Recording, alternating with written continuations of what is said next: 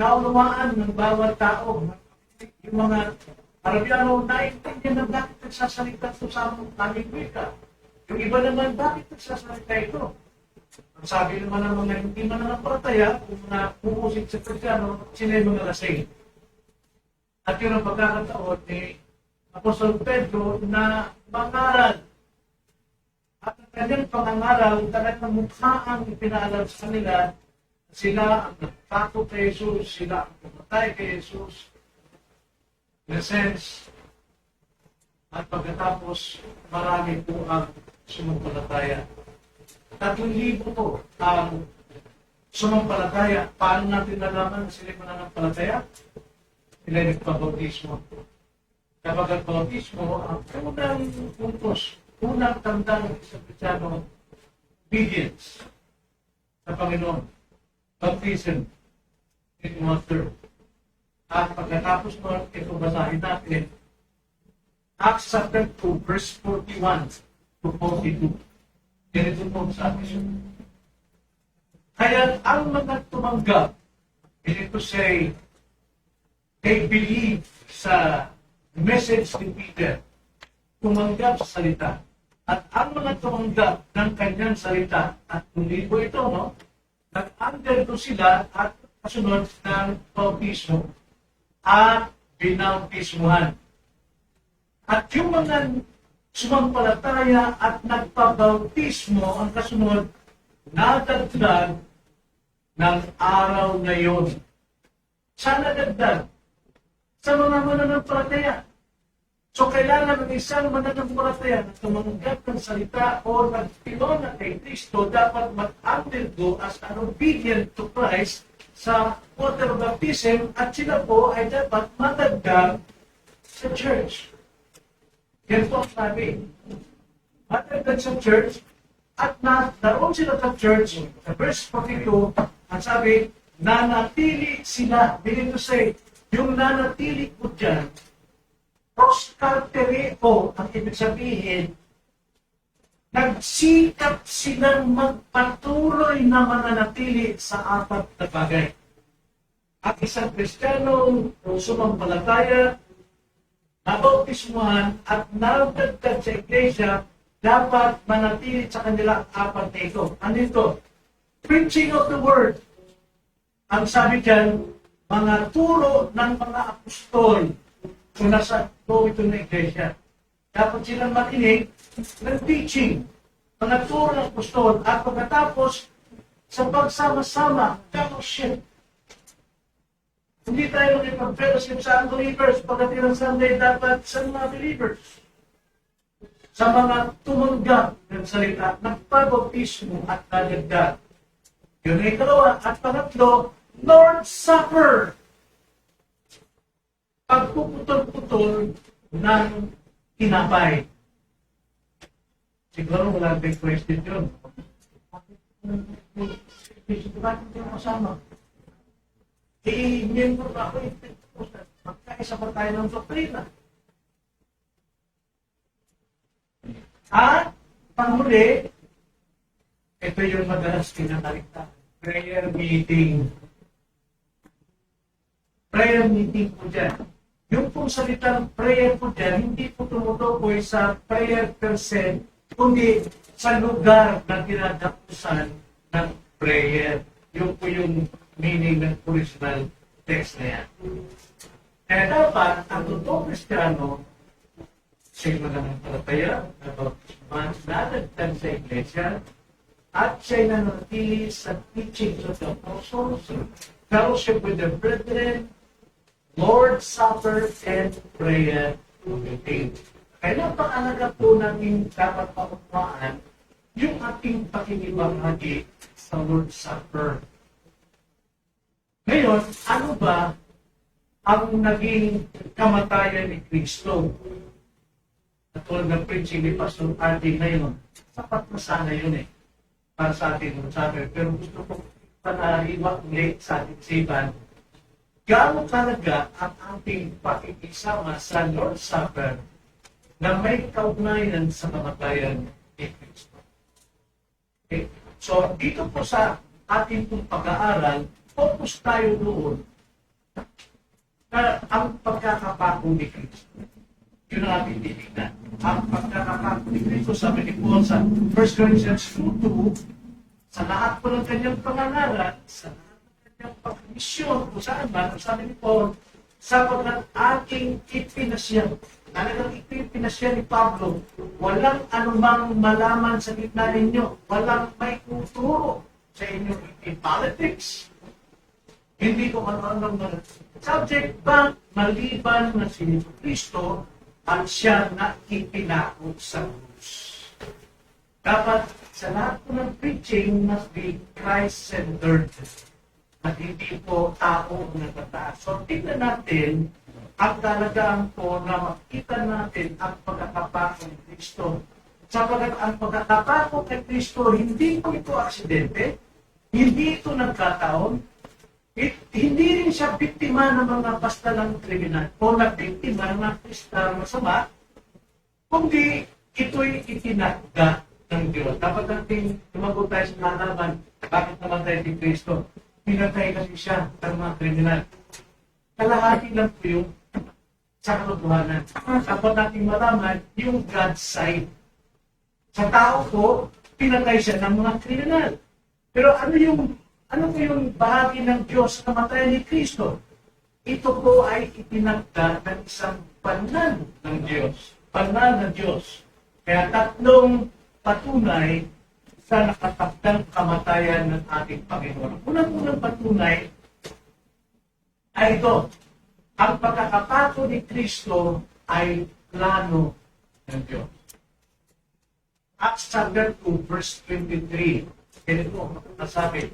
Doon sa preaching ni Peter, dito po sa Pentecost. Sabi niya, siya na ibinigay sa takdang pasya. Nakita niyo? Siya ay nasa takdang pasya ng Diyos. It was planned by God. Ito yung naka-decree. No? Siya na ibinigay sa takdang pasya at paunang kaalaman or knowledge, paunang kaalaman ng Diyos ay inyong ipinako sa krus at pinatay sa pamamagitan ng kamay ng mga makasalanan. Unang-una, ang pagkakapako kay Kristo, ito po ay plano ng Diyos. Totoo, sa konseho ng mga Pharisees, mga religious leaders at those time ng ating Panginoon, ay sila yung nagplano sa kahindik-hindik na kamatayan at paghihirap ng Panginoon. Plano nilang patayin talaga si Yesu Kristo. Mababasa natin sa Full Gospel. Like for example sa Matthew 12 verse 14. Plano ng mga Pariseo na kung paano patayin ito si Yesu Kristo, ngunit sa bulwagan ng konseho ng Diyos, sa kabilang banda, sa katunayan, itinakda ito sa eternidad. Itinakda, resulta ng pag-uusap po ng Trinidad, ng Diyos. Hindi ito aksidente o nagkataon o bunga lamang ng masasamang kamay ng kriminal. Pakinggan natin ang sinasabi ng salita. Pakinggan po ay binasa natin, Acts 2:23. Bigyan natin ng linaw. Sabi, siya na ibinigay sa takdang pasya at paunang kaalaman ng Diyos ay inyong pinako. Sino nagpako? Ang mga napastangan. No? At pinatay sa pamamagitan ng kamay ng mga makasalanan. Nakita natin, sa side po ng tao ang pumatay sa kanila. Sapagat sila nagparusa, sila yung nagpako. Si Kristo po'y nakatakda na. Pero sa kasamaan ng tao, sa kanilang pagiging depraved, ginawa nila kung ano yung panginginig ng kanilang laman dahil sa pagkaingit kay Kristo, pinatay nila. Pero sa kabila ng lahat ng Diyos, ginamit ng Diyos ang kasamaan ng puso ng tao. Kaya ang Diyos, kahit sa kasamaan ng tao, naluluwalhati siya. Bakit? Pero may pananagutan ang lahat ng gumagawa ng kasamaan. Okay?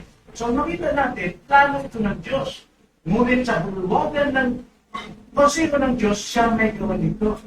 ibinigay niya ito sa takdang panahon. Sa tao, ginawang kasamaan. Sa Diyos, isinakatuparan ang kanyang layunin. Ang kamatayan ni Kristo ay itinakda. Itinakda. Revelation 13 verse 8, ang sabi po roon dito, at ang lahat ng naninirahan sa lupa ay sasamba sa Kanya. Ang lahat na ang mga pangalan ay hindi nakasulat sa aklat ng buhay ng Kordero. Sino Kordero? Pinaslang buhat ng itatag ang sanlibutan. Doon pa lamang sa eternity past, pinaslang na siya. Nakatakda na talaga. At napulpil ito doon sa krus ng Kalbaryo. Kaya sabihin nila, hindi mo lang kasalanan po ng tao. Nakatakda na pala. Pero anong ginamit ng Diyos para matupad yung tinakda ng Diyos? Yung kasamaan ng tao. Yung pagkaimbi ng tao. Yung kawalang pananampalataya ng tao.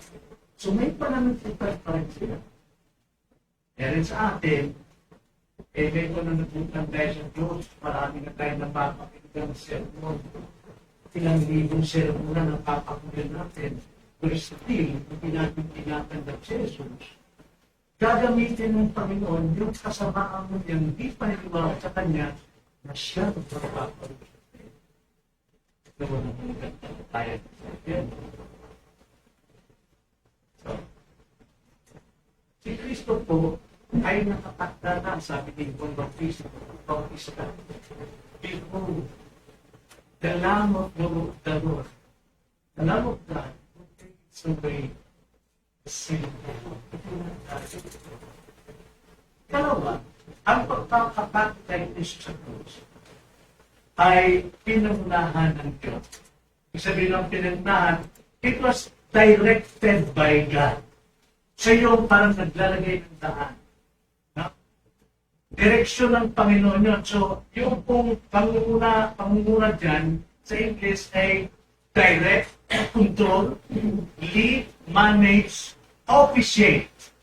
So, ang Ginoo di ay.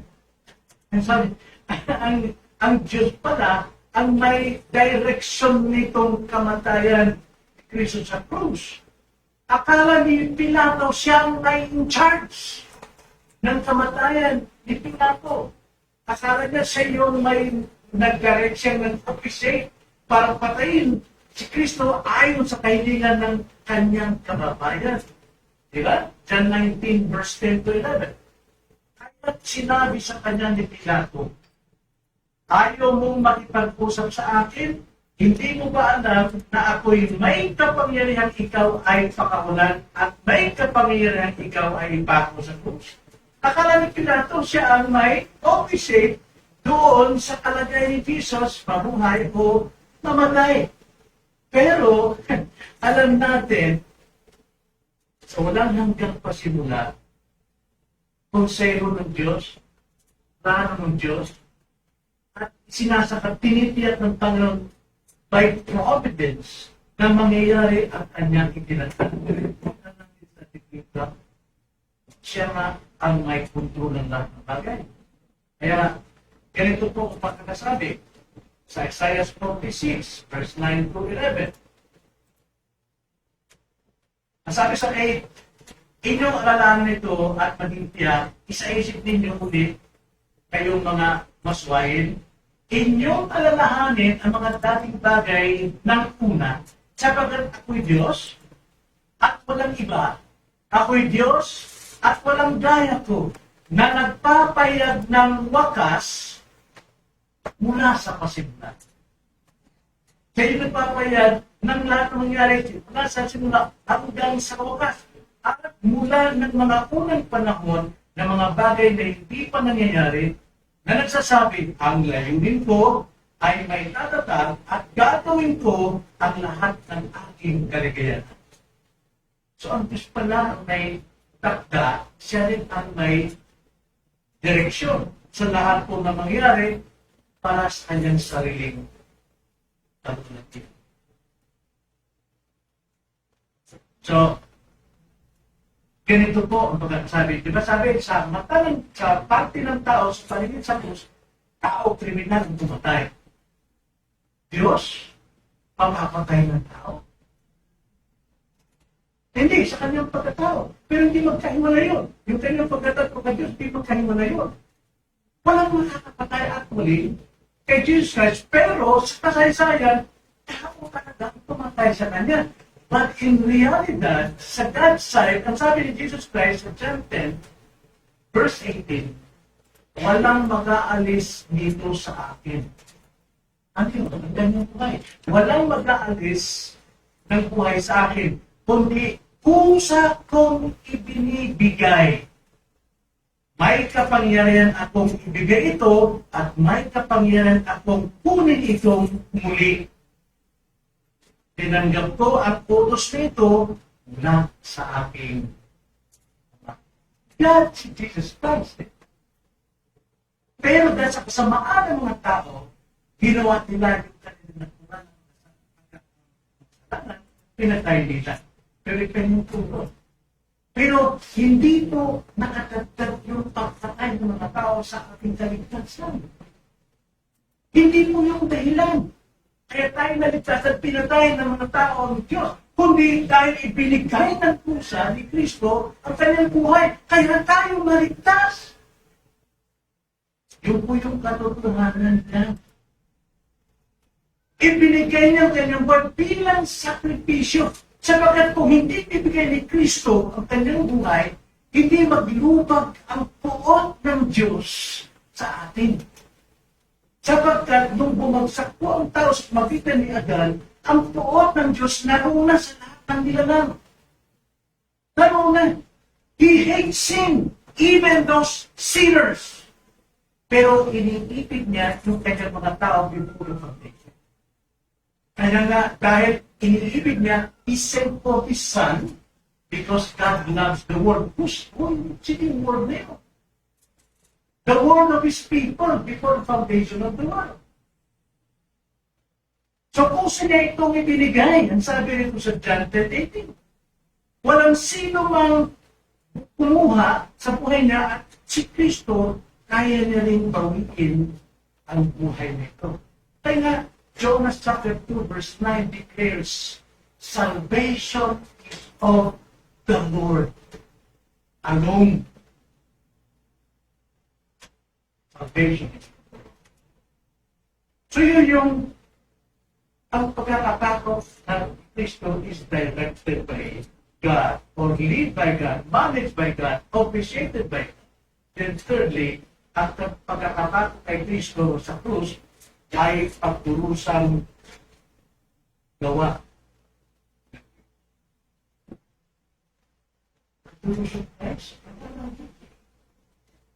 Isaiah 53 verse 10, 800 or 700 years before Christ's birth, ito po'y ipinangaral na ni Isaiah kung ano mangyayari sa ating Panginoon.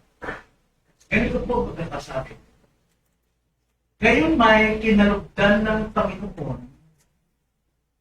Panginoon dito, Jehovah, kaya tumutukoy po sa ating ngayon may kinalugdan ng Panginoon na mabugbog siya. Nakita niyo, kinalugdan ng Diyos na mabugbog si Kristo. Kanyang inilagay siya sa pagdaramdam kapag gagawin niya ang kanyang kaluluwa bilang handog pangkasalanan, makikita niya ang kanyang sikling sapagkat mayroon sa mga taong tinakda.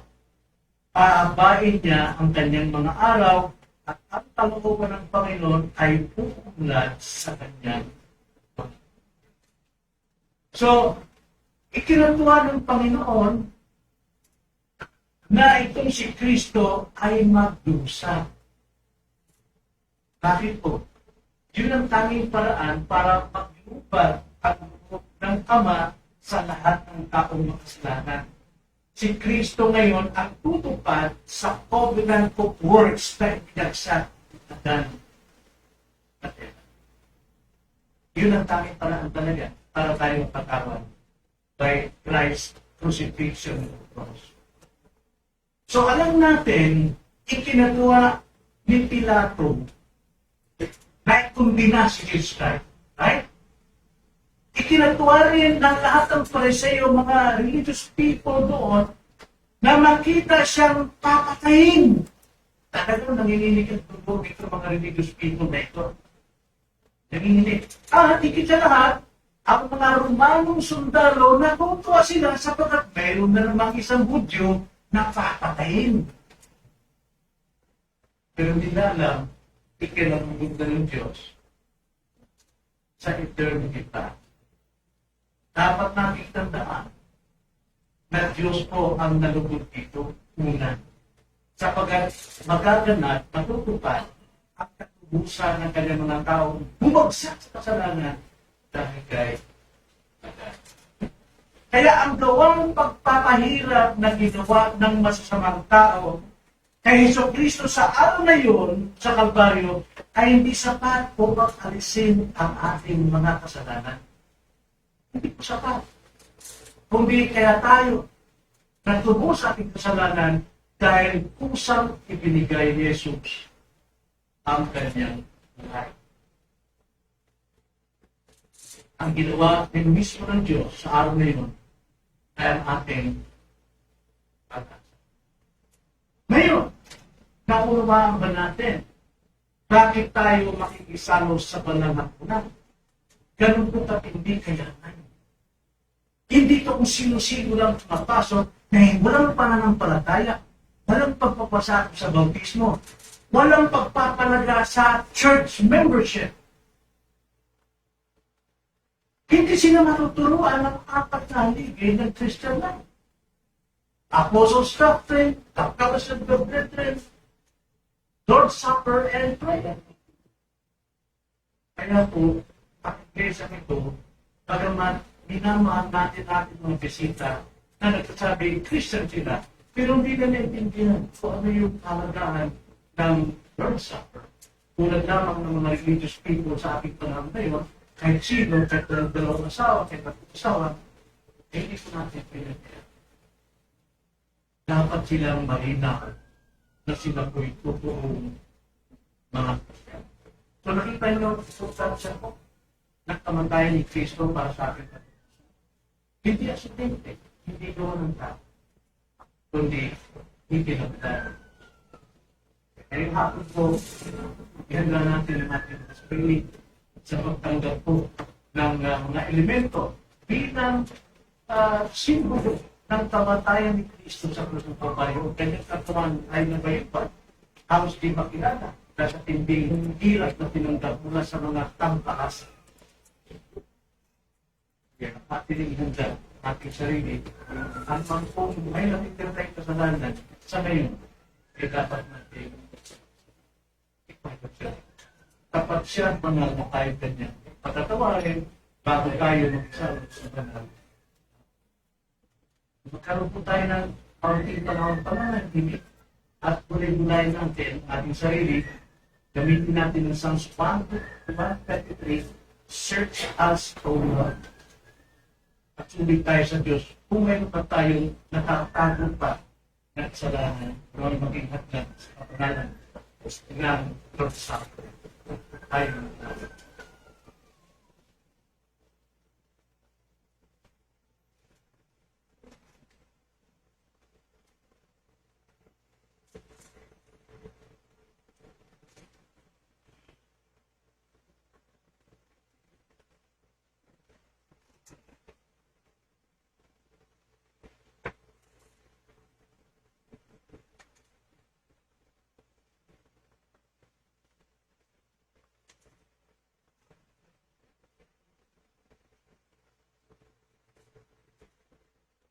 O Panginoon, kami po ay nananawagan sa inyong pong mga tao na nagpapakumbaba at nagpapalinis ng mga kasalanan namin nakakapo at mga kasalanan namin at aming pangalanan sa isa sapagkat kayo po'y tapat at banal na nagpapatawad sa mga kasalanan at pililisin kami sa lahat po ng kasama. Salamat po sa pagkakataon ito na muli na namang namin maalaala ang pagtanggap po namin sa katawang nabayubay kay Kristo. Sa pamamagitan po ng pirasong tinapay, kami po ay nagkaroon ng bahagi ng pirasong pananampalataya upang matanggap namin ang katuparan nitong kaligtasan. At sa isang kopa na tatas ng ubas na siyang simbolo ng kanyang dugo, ay amin rin po may inom bilang pagtutugas sa amin po mga kasalanang magdadala sa amin sa parusahan sa impyerno. At higit sa mga kasalanan namin actual sins na nagagawa namin araw-araw, na ito po'y maglinis sa amin upang kami magkaroon sa inyo nakatanggap-tanggap dahil katwiran ni Kristo ang makikita ninyo sa amin. Salamat po Panginoon, tinatawagan po po ba na sila'y lumapit sa iyong hapat at makibahagi sa banal na utos ng Panginoon ay gagawin namin sa tuwing siya ay aming alalahanin. At sinabi niya na hindi na siya ng katas ng upas nito hanggang hindi kami kasalo sa iyong kaharian. At ngayon, ito po ang kaharian ninyo. Siya po'y muling nabuhay na. At sa kanyang muling pagkabuhay, nagkatipo na iglesia na iyong kaharian. At muli siyang makikisalo. Kaya ngayong sandali ito, naniniwala kami ng Panginoon ay kasalo natin sa banal na unang ito na kanyang pinag-uutos sa kanyang mga tao. Kaya Panginoon, maraming salamat po. Lahat ng ito ay sa panalangin namin sa tanging pangalan ng aming Panginoon sa Kristo.